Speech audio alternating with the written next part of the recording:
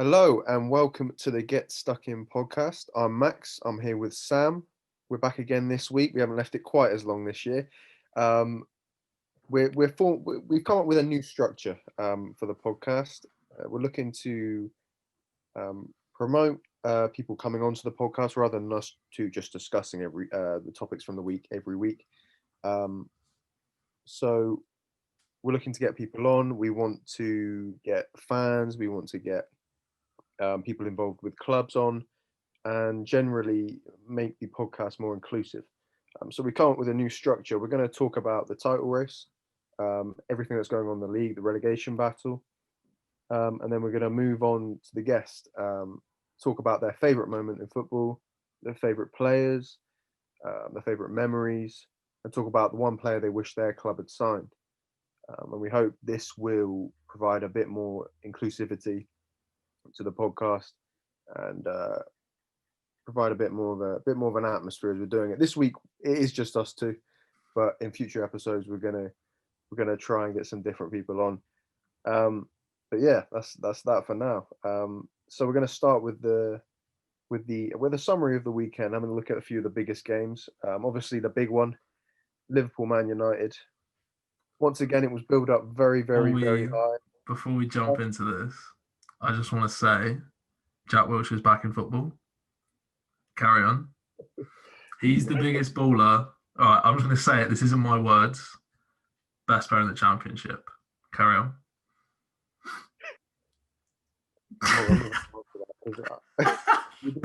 On a real, great player. Shame about his injuries, and I'm genuinely very happy he's back in the game. Let's talk about the game of the weekend.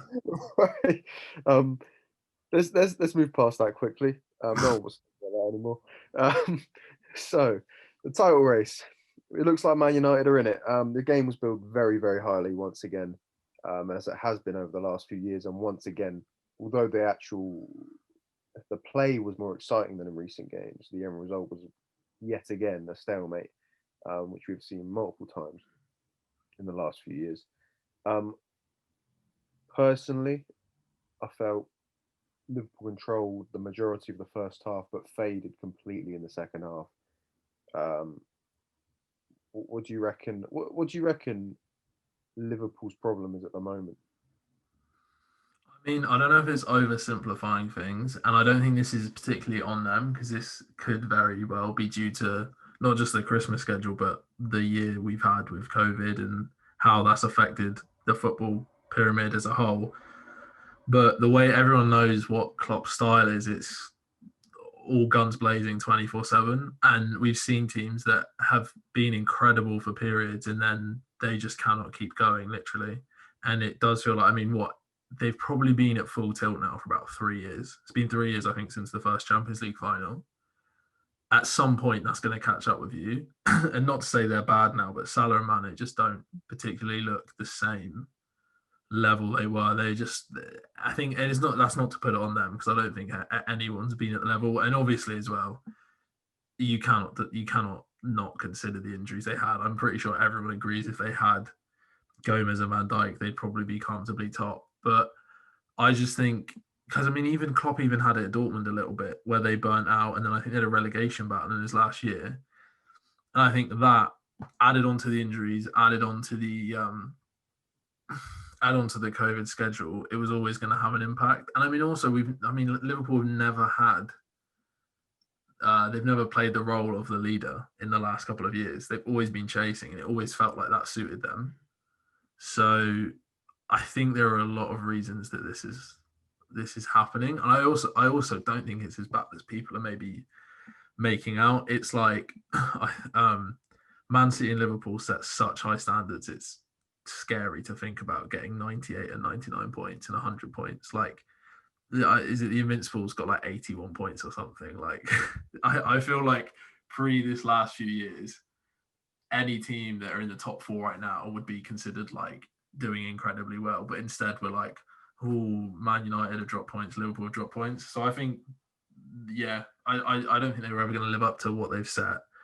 But I don't think it's as bad as people think. And I think even without Van Dijk and even without Gomez, I think Liverpool can still win the league. Um, But yeah, the game itself, like you said, it's kind of becoming a bit of a repeating pattern with that game, where there's just a lot. There's almost just too much at stake. Neither team want to properly commit everything to it and go for it. I agree that Liverpool were probably dominant, especially in terms of possession, but I do think Man United had, I think it was 2 in the second half, massive chances to win it. But yeah, it's probably just one of those where both teams wanted to get the point and move away from it. Yeah, be interesting to see where it goes from now. Yeah, I personally thought, and it's not just Liverpool, I thought Man United were very good.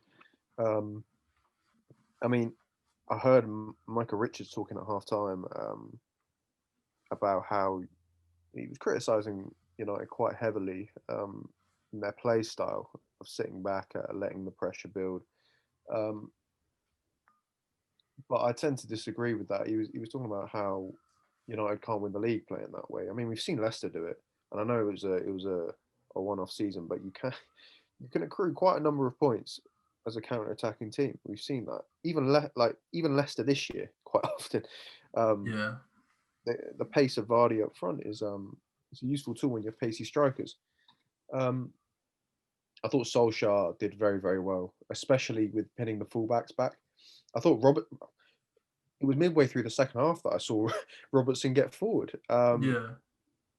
I think I can't remember, but I think he played Rashford on the right or through the middle, which has been slightly different to what he usually does. Because Yeah. Rashford he's playing off the left wing normally, but um, yeah, I think Solskjaer's taken a lot of heat over the last year, especially with going out the Champions League. But he's shown that he has the mettle to compete with the best now. I think we saw it in his first season and a half. He was Mm. still beating the big teams, but he was struggling against the lower teams. He had a very good record against the top six, but couldn't really hack it against the likes of Burnley and stuff, which is fair enough because they just sit back. You've got to break them down. But now we're seeing they're picking up wins against tough teams like Villa, Wolves. Burnley is still a tough team to break down, and they're still picking up points against the big ones. Although they had the mishaps against Spurs. You Um, see, this is what I was going to say. I think I was watching the game against Liverpool, and there was a lot of people who were sort of saying that if Man United get something, I think if they got a win, it would have been incredible because it's beaten this Liverpool unbeaten run. But Man United getting a result in a one-off game against any big team in recent years isn't really a surprise. And I think in isolation, it's not that big a deal, especially with the injuries and situation at Liverpool. But obviously, there's the added pressure of being top. But in actual fact, I agree with you. They've shown that they can do it against the big teams under Solskjaer. But this year, I think they haven't won in their first. I think they played against all 5 of the big 6 now, and I think they've got 3 points, which is just 3 draws. I think. 'Cause, I mean, they lost to Arsenal, who I mean, I don't think they count as a top 16 this year. But and you mentioned the Champions League defeat. I think that is where, if this title push will fall down, that's where it could. It's almost as if they've put the energy into reversing the form against the lower teams and maybe lost that against the big teams. But I mean, yeah, I mean, a draw away at Liverpool's still incredible. And like you said, I think the Tottenham game was a bit of a weird one that you almost can't. It's a bit like the Liverpool 7-2. You almost can't really take it for face value. But I think what they've done is they've definitely proved to everyone that they are in the title race, at least for the time being. But sort of, I guess, to open the conversation a bit more, obviously Man City have just been trotting along below, and I think they're now only 1 game behind, and they're only one. I think they're 4 points behind Man U. No, they can go ahead of Man U now, can't they? they Yeah, can if they win their go, game in hand. yeah, they can go. I think they can go 2 points ahead of United and 4 points ahead of Yeah, Liverpool. I mean Leicester won. That was a 1 point. great win. Great Yeah, win against Southampton. yeah. I mean, you said Tottenham, albeit it was only Sheffield United, they got another win. I mean, the league is just crazy Tell you this what, year. though, Southampton. I haven't seen a team that technically good that's supposedly not one of the big teams in the league. The Yeah, first half, they were unlucky to lose the game in terms of like Leicester managed the game very well and were well worth their win. But Southampton deserved something from the way they pass the ball is like the best teams in the I mean, league. especially when you take out some of the players they lost, like Højbjerg. Yeah, Like, Danny isn't playing. yeah. No, yeah, they're a great team. I mean, Ward-Prowse is obviously I love there's a watching few Southampton. standout like Ward-Prowse and Danny Ings, but their whole team, even their centre back, is it Vestergaard and Bednarek? Yeah, Even them, they seem like new players. I mean, they've scored a lot of set pieces, yeah. but even like you say, Bednar, their ability on the ball. yeah. But yeah, no, they're a top seed. I mean, if I was a fan of them or I was involved with them, I would definitely be hoping for a European push from them. Mm. I mean, Walcott looks like a new player. So, I mean, yeah, the league is just, I mean, that's the only thing when you mentioned Man United, normally you can't really rely on that style of play to win a league, potentially, in Micah Richards' view. Maybe in a season that's as messy as this, you potentially can. It may be more pliable. You maybe don't need to be as sort of consistent and dominant in all your games to accrue like such a high number of points. But then you yeah, have Man City, who've won 8 straight now. yeah, Man City have just it just seems like they just got angry and they're just like, we're getting it done. Again, I never got the rhetoric a couple months ago of they're out of the title race. They're too good. They were always too good of a team to fall that far behind. I mean, one of the games I know they dropped a couple of points. I think they drew to Leeds, but they drew to West Ham away, I remember. They and drew it to was West Ham. Yeah, and a lot of people, I remember the West Ham game were just like, that's it. There's too many drop points. And I was like, West Ham are a very good side this year. Like, I think when people look at the table, they had 2 games in hand, and obviously they hadn't played them. So yeah, I think a lot of people may have just unconsciously looked at it and gone, "Oh, it's just too big of a gap." Yeah, they had those games, and I think they play one of them this week against Villa. Yeah, I think they've got a nice-ish run. Well, they're sort of in the middle of form. Yeah. I mean, honestly, they picked up some huge wins against Man U in the cup and things. And I mean, didn't John Stones get a brace? I didn't watch the Palace game. Yeah. Oh, he's just like a different player. I mean, it's good for England at the Euros if he keeps it up. But yeah, I would say, I sort of mentioned it last week, Man City, my favourites, and I think they've just backed it up even more since we filmed that episode. But I mean, does anyone actually know how long Van Dijk is away? Is it not even going to be this year? There was a video of him a day or so ago of him doing some keepy up. He's outdoors. Oh, he's back. He's peak condition. Doesn't tell you anything. Yeah, I think it's unlucky for Liverpool because obviously you waited so long to get this title in. You really could have done something special in 1, 2, or 3. I think. I mean, you could always come back and win it next year. You could still win it this year, but obviously it's going to be harder without those 2 players. And it's one of those things where as a rival fan, like sometimes you're glad to see something like that because you can maybe benefit from it. But from a footballing perspective, it would have been incredible to see how well you would have done with a fully fit team. But I mean, I guess it's kind of affected everyone. Everyone's lost players in some ways this sort of period. But yes, then last thing in the Prem, I guess, we had Sheffield United winning last week, breaking their duck. And I know they had won a game before, but West Brom picking up a huge win away at Wolves. Sam Allardyce's first win. Could not believe it. I saw it was. I didn't actually watch the game, but I saw it was 2-1, and then I looked 20 minutes later and it's 3-2, and I'm like, oh my god, yeah, could not believe it. What a win for Allardyce. Wolves just keep slipping down the table as well, and they had Willy Bolly back, didn't they? Yeah. I don't know what to say. I don't know what to make of Wolves. We mentioned it before, didn't we? Jimenez is just such a. I think this shows how good he actually was. He was like still criminally underrated the last few years, despite what he's done. And I think this is just showing like that's another one like Van Dijk. It's just such a shame because I mean, imagine if they had him and assuming they were firing. I mean, the competition for like the top 6 this year would probably be the most competitive it's been. I mean, we didn't even mention all of that talk there in Everton, who have just kept going, kept picking up wins. It's just, yeah. But Sam Allardyce, I thought this was too far. He's not going to be able to get this one back. And I mean, obviously he hasn't yet, but it's not a bad first step. And he just, do you think he'll do it? Do you think he'll? No. I don't. No. I think it's too late this year as well. They got 2 penalties as well, and obviously if he does, little sort of big question. If he does keep them up, how highly would you rate him as a manager? because that would be an I incredible rate, I job. rate him quite highly anyway, because he does well he does well at every job he's done. Like he succeeded at every single job, going Yeah. back to Bolton. I So mean, England, 100% record. yeah, Can't argue with it. I know. It's incredible. Yeah, one game, one win. Not bad. Yeah, I don't see them staying up. Obviously, if he does keep them up, it will just back up. I think what we know about him, that he is a winner and Yeah. he gets wins. He's a bit like he is a bit like a Mourinho in that sense, but just on a slightly lower pedestal. Yeah. Um, yeah, there's not much more I Yeah. can say about that. Yeah, so that's kind of the Prem done. I mean, it's one of those where just every week you're kind of like jaw dropped at one result and shocked by another. It's just hectic, and I think The if Man reactions as City well. can keep that form, It's the most reactionary season I've seen in a long time. yeah, There's a definitely, different opinion every week. yeah. Like Spurs were winning the title in November, Liverpool in December.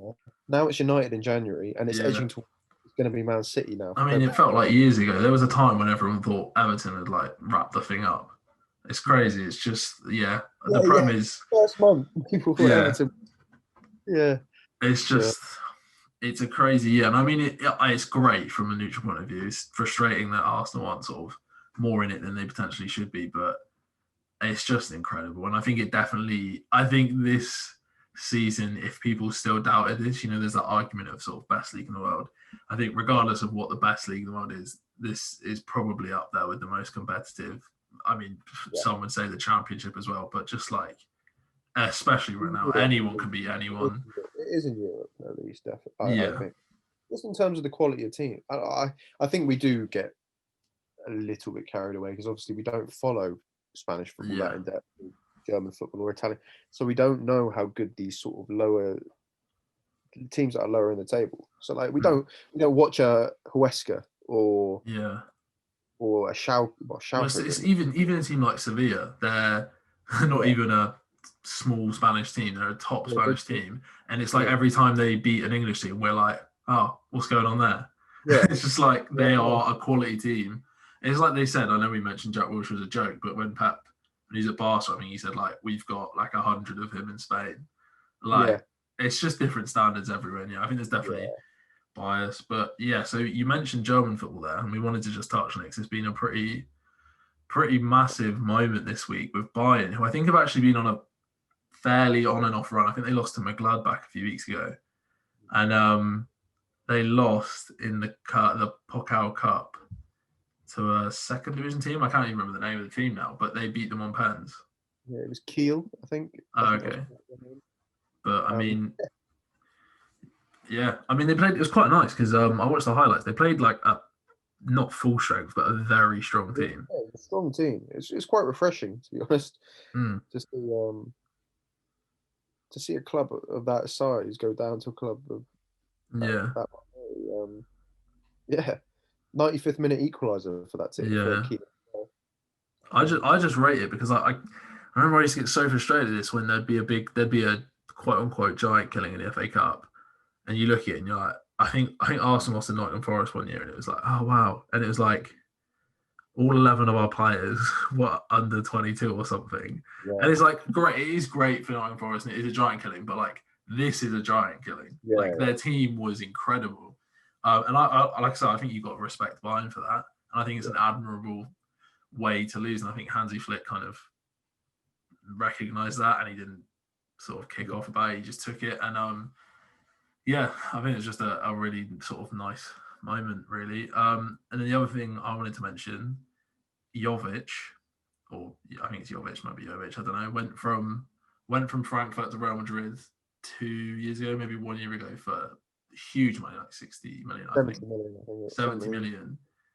And then didn't really do it. He's gone back on loan, and he scored within about 7 minutes. It was a great finish against Schalke, just sort of powered it in. But yeah, I think there's something that they bought him initially for 400k. So they bought him for that, sold him for almost infinite more, and then they get him back for free. But it's a weird one. You do get players like that, don't you? But they're just incredible at certain not even necessarily level, just a certain club. It's just the right fit. There's so many players that, and it's like it with all players that there are plenty of players who have been flops that probably would have been fantastic in another environment. Yeah. They is a slightly similar, I think, a similar situation in terms of Timo Werner at the moment. I think if Yeah. he'd gone Liverpool, he would have been fantastic Yeah. under Klopp. The guy scored nearly 30 goals in the Bundesliga last year. He's not trash. Sorry, he's Yeah. not. He's just lacking confidence, Yeah. and that is literally what every sports person lives off: confidence. Mm. You don't have it, you're not going to play well. So I think Klopp breeds confidence. Yeah. I'm not saying Lampard's a bad manager. I just think Klopp's a better one. I think he Yeah. would have got on with Werner. So it's all about the Yeah. environment. I think like I mean, Jovic.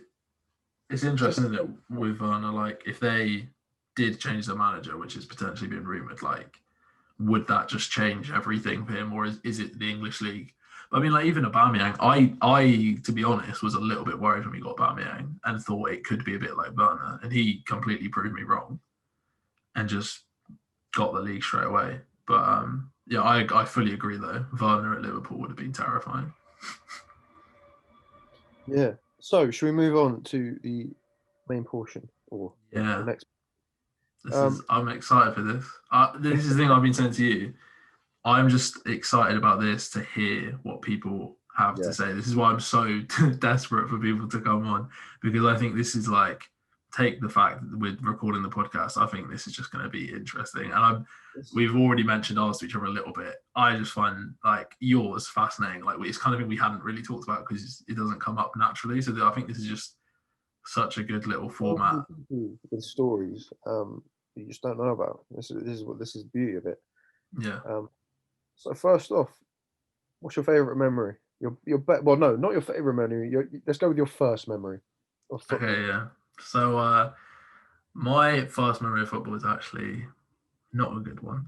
Um, Anyone who knows Arsenal's history, potentially, and my age, potentially know what this is. But my first memory is watching Lehmann get sent off in the Champions League final against Barcelona. And then Almunia getting nutmegged. And I just like, I wasn't even particularly an Arsenal fan. I just remember my dad being absolutely livid watching it. And obviously at that time we probably were the best team in Europe, like, or maybe the year before the Invincible year. Everyone says we should have won it. And I just remember even not following the team, not being that into it, just being gutted that they hadn't done it.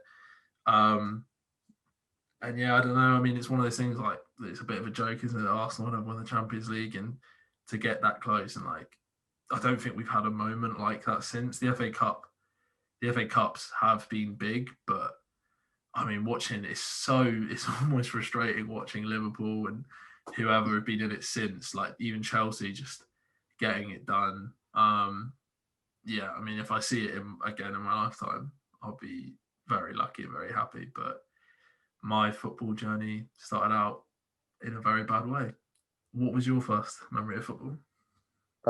In terms of um, in the ground, um, my beloved Exeter City, fourth tier, League Two. I've been going with my dad since I was 6 months old, but obviously I wasn't remembering those games. um, the earliest game I can remember was when we were in the National League. We lost 2-1 at home to Hereford. I remember they had a free kick to make it 2-1, and I literally turned away and I was like, they're just going to score.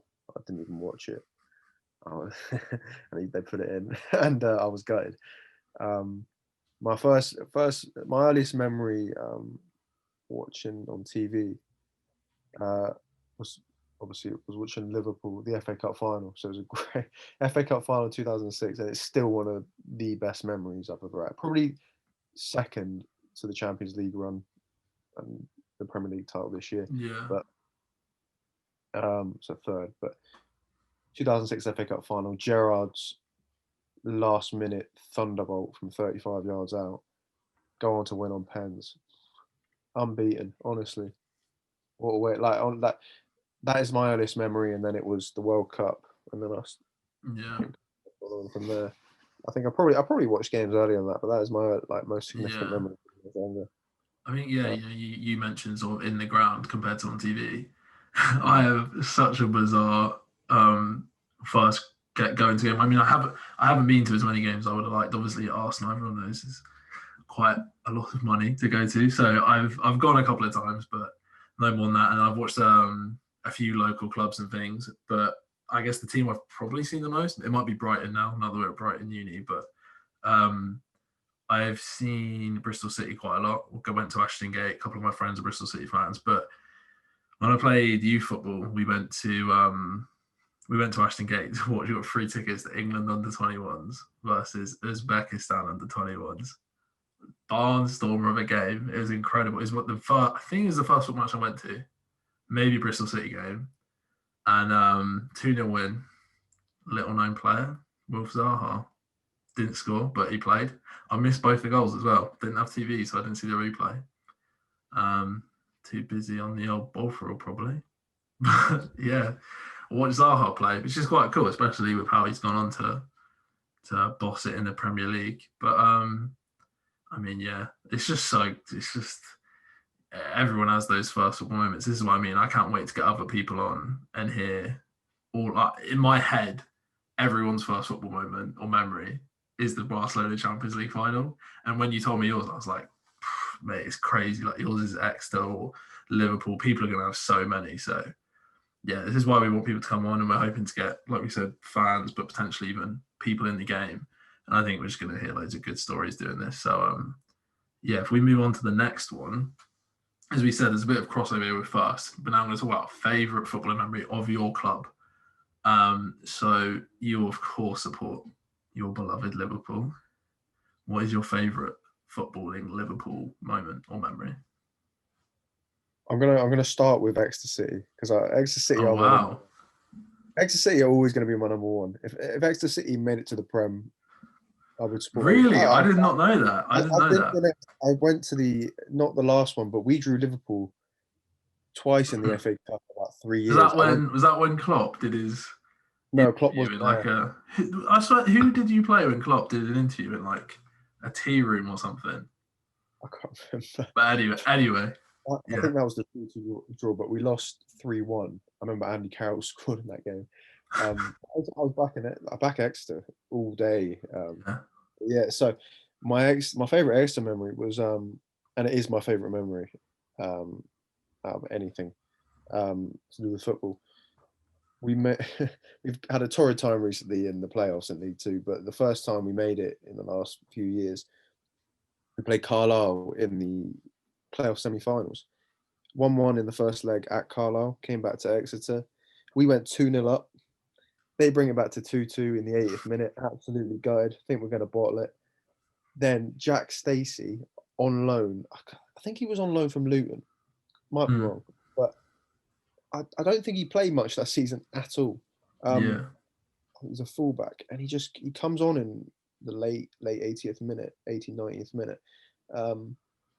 In injury time, just picks the ball up on the right, onto his left foot, just smashes it top bins from outside the box. Mate, the scenes, honestly, I've never seen anything like it to take us to Wembley.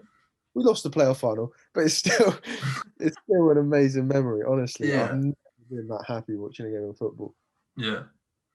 The only, the obvious one for Liverpool is Liverpool-Barca in Champions League. I can comfortably say that's the worst night of my life. That's my worst footballing moment. The first time we've ever watched a game together, we're in a sports bar, literally me and then your entire group of friends who are pretty much all Liverpool fans, apart from they were not. It was all Liverpool, and there's one Palace fan, and he's giving you it all game, and I'm just sat there like, I don't think he should be saying all this. I think this is going to come back.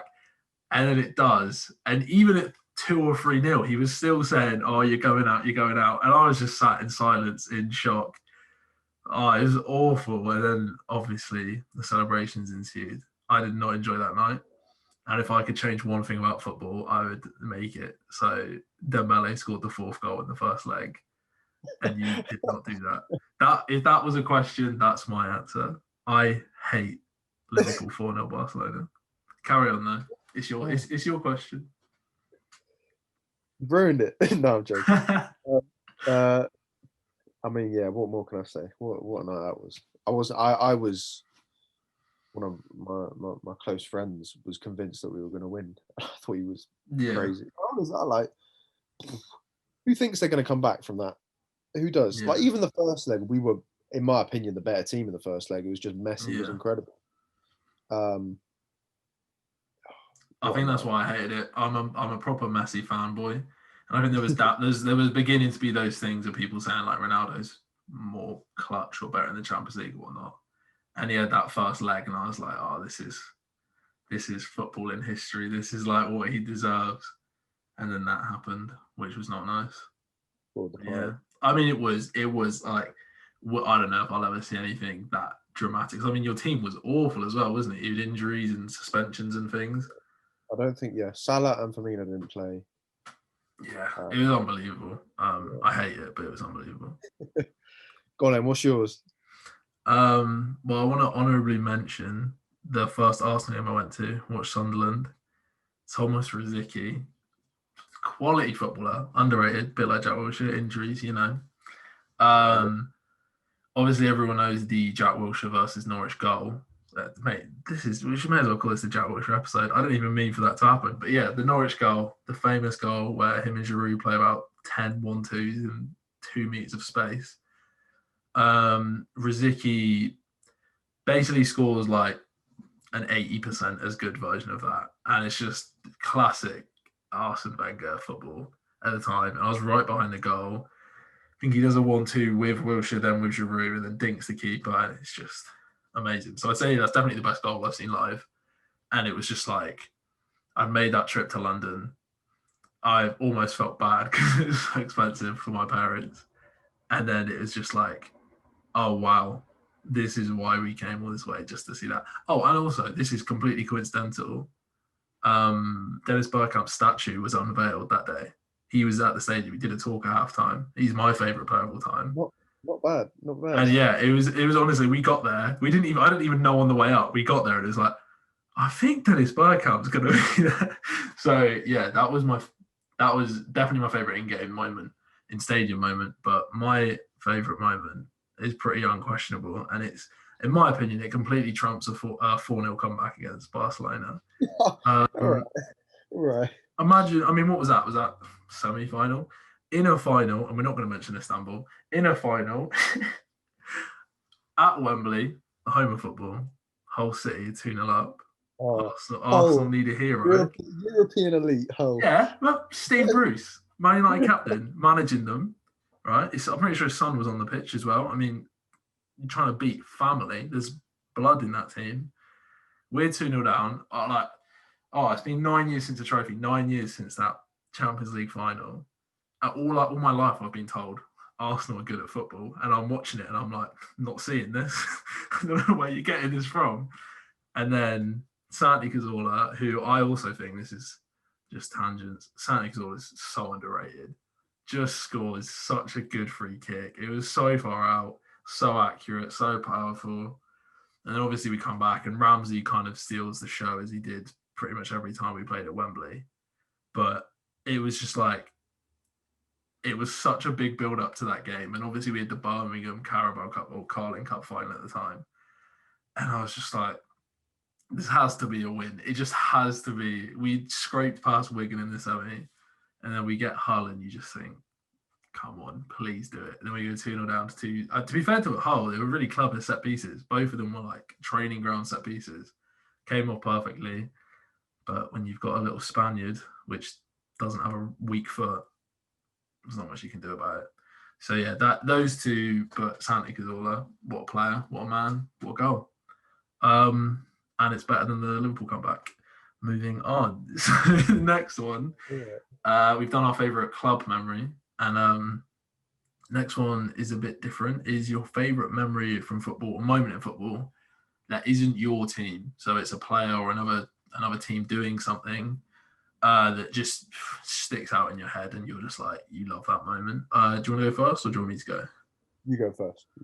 Okay, yeah. So I'm worried that mine may potentially be a bit of a basic one. I'm not sure. And I've kind of potentially given it away. I love Lionel Messi. I think he's incredible. I think he's the best player of all time. I don't think there's a debate. And my favourite moment, I'm watching it on TV. It's the only time I've ever been like shaken watching a game. I think it's 1-0 at the time. I think he's just scored against Neuer. They were played okay. I think it was Pep at Bayern as well, so it was kind of like the comeback. They've been dominant, but they just cannot get back. It was in that era when Neuer was like not even a goalkeeper. He was something else. He was on a different level. And Messi scores at the front post to go 1-0 up. And it was another guy, I think Neymar scored late. But the second goal when Messi just takes it past Boateng with I don't know if you can call it a skill, the simplest skill in world football, just cutting it back onto his right. And then you're just like, he's not going to do anything. He's on his right foot and he just chips. Like that Neuer, I don't think you can overstate how good that Neuer was. It's ridiculous. Like Arsenal played them like every year at that time. We just kept drawing them in the Champions League. And Neuer would just destroy us all the time. And for him to even have the audacity to consider chipping him on his weak foot after, a lot of people say that was the moment Boateng's career just dipped from the memes that followed. Messi chipping Neuer. It's the one. I've never been more just wow watching a game of football. So that's my moment. What is yours? I think I thought you could have mentioned if you were talking about Messi, because I watched it again the other day. When Messi scored a last-minute winner in El Clasico at the Bernabeu, 3-2. He took his shirt. Mate, what a moment! I watched it honestly, Messi. I mean, let's be honest. There's about 100 moments you can pick of him. It's honestly crazy. That's probably my favourite Messi moment: taking your shirt off in front of the Madrid crowd after scoring an injury time winner. I love that goal. I didn't watch this game. I think this was sort of as and when I was getting into football. But you know the goal where Busquets just lays it off to him against Real Madrid. He just runs through. He's just unbelievable. And I know there's a lot of debate about who's the best, but in my head it's clear it's him. And yeah, my favourite moment is Messi chipping the ball over the best goalkeeper in the world. Tell you what, I'm struggling here because they both involve Ajax. They both involve Ajax, and they're from the same season. To be honest, I was struggling a bit with this one because there's quite a few. I mean, it could be. It doesn't have to be a particular moment. It could just be the Ajax year or whatever. I've got a bit of short-termism here with my memory, but I'm gonna go.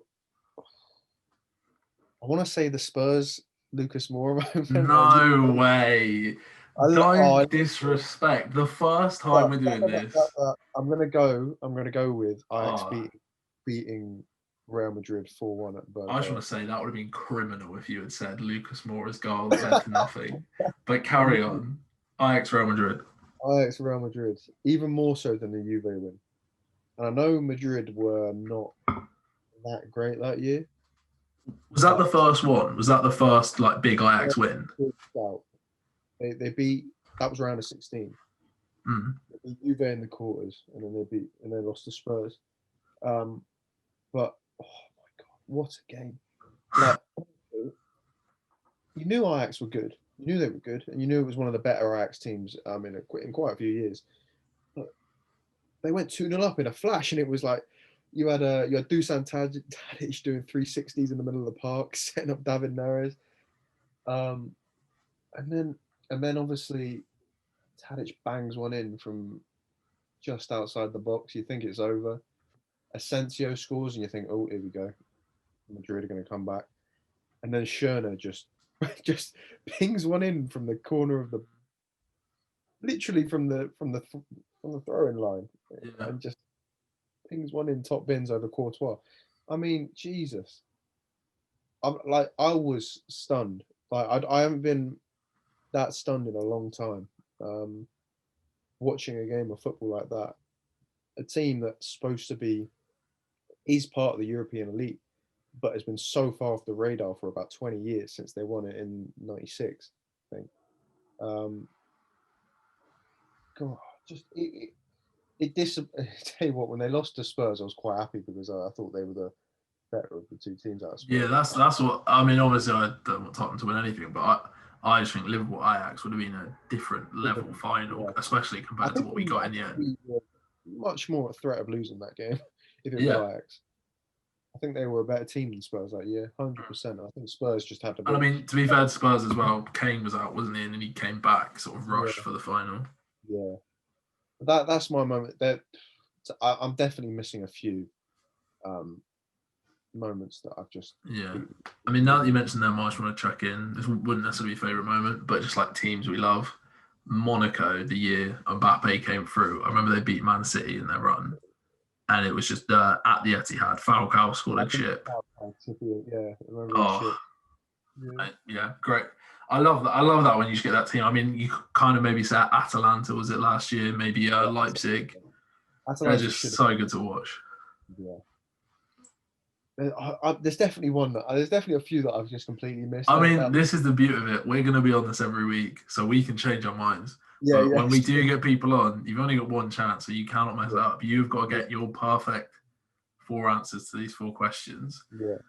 So then moving on to the 4th, we have got the one player that you wish your team signed, and it can be realistic, it can be something that was rumoured, or it could be completely unrealistic. Obviously, we probably want to avoid the likes of saying Messi, Ronaldo, just because who wouldn't want them? But if that's just really what you want, crack on. We're not going to stop you. You were still struggling to think of yours. I've had mine locked in. You were still struggling to think prior to 20 seconds prior to filming. Do you have your player? Yes and no. So you go first. But I'm going to keep mine short because mine's obvious. Well, not obvious, but mine's easy to explain. It's a relatively realistic one. We were heavily linked with him. It's become a bit of a meme, this whole saga now. But I think it was 2014. Yeah, 2014. It's just before we got us at like the same window. We went in for Suarez, 40 million and £1, all that joke. If we had got him, and I have no shame in this, and I know this is true, we would have won the league.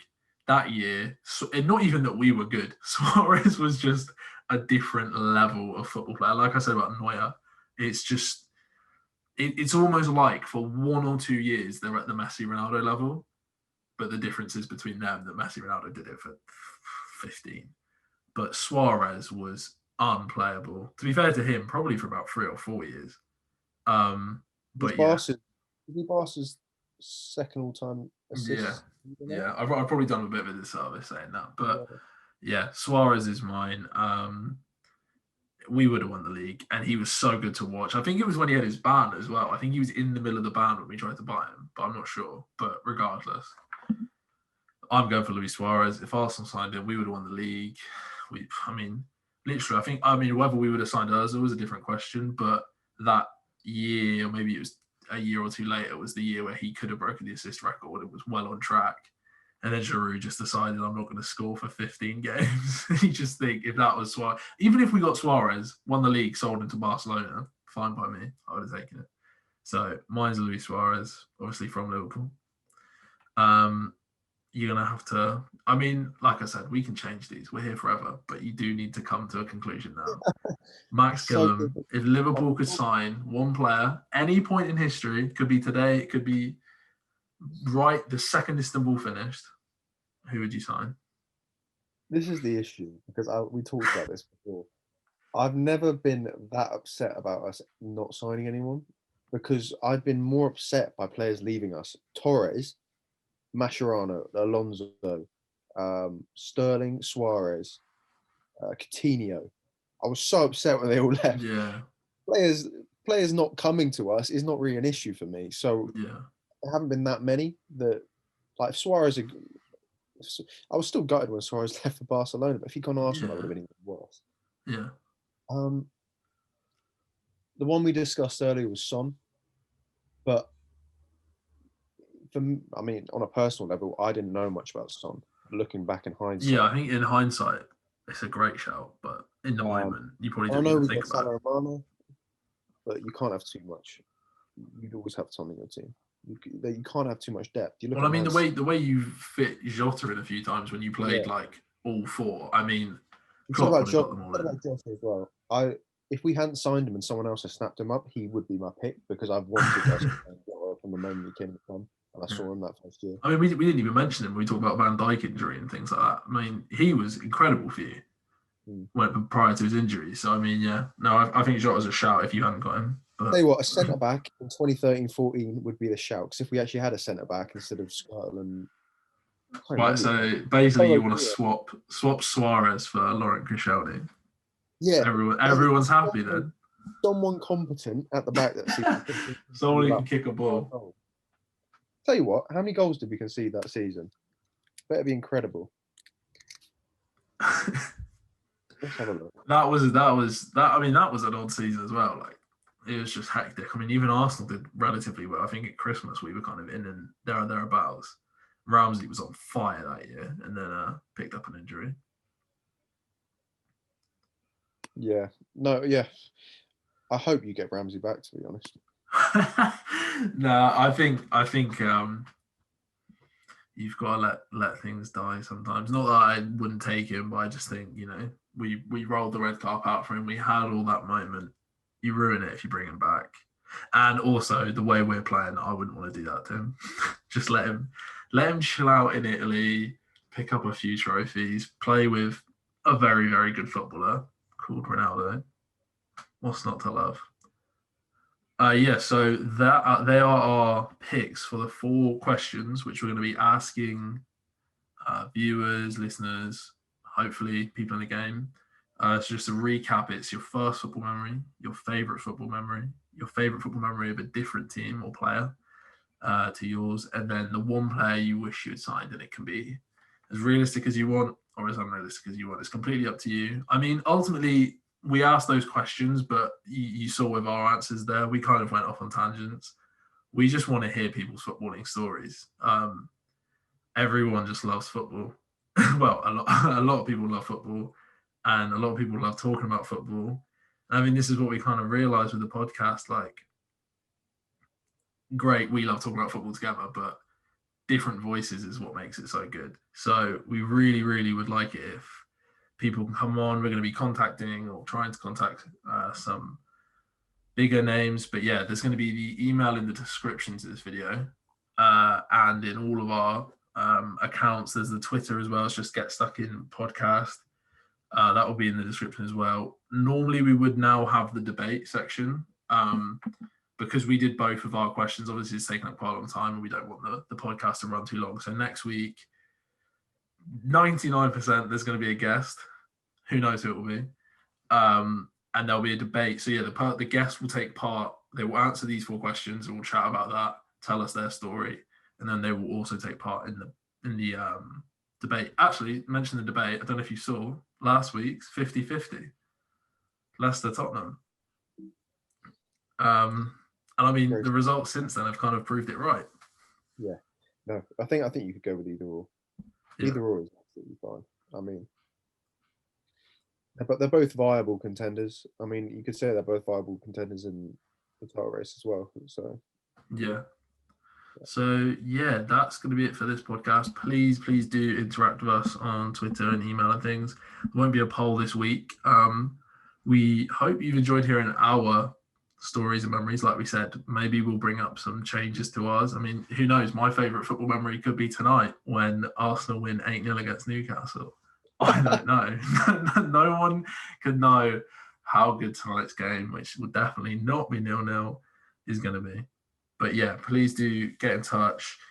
I mean, recommend anyone if you want us to try and get anyone on. We're going to be trying to get some big names. We really want to sort of go at this and be ambitious with it. So if you have anyone you want to see, if you have any maybe some questions you want us to add to the list, or sort of if you think one question doesn't really work, please let us know. Just get in touch. Yeah, everything is in the description of things. We hope this new format is going to be really good. We hope you enjoy it. Follow us on Spotify and subscribe on YouTube and like and comment and do all that good stuff. All that good stuff. That's what we need.